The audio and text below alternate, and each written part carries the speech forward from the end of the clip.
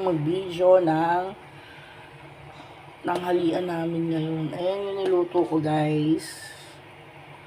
Sinigang na bangus.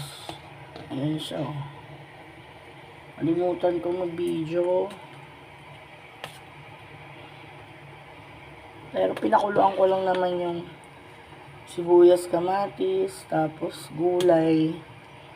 Last ko na nilagay yung isda para hindi siya madurog. Nilagyan ko rin siya ng siling green. Ayan.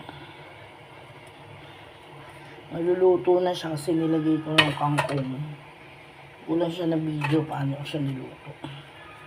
Ayan, masarap yan. May gulay. Yan ang ulam natin for today. Ito talaga yung pinakamasarap sa sinigang. Ang chan, belly. Sarap. Yan, sarap. Ito masarap. Okra.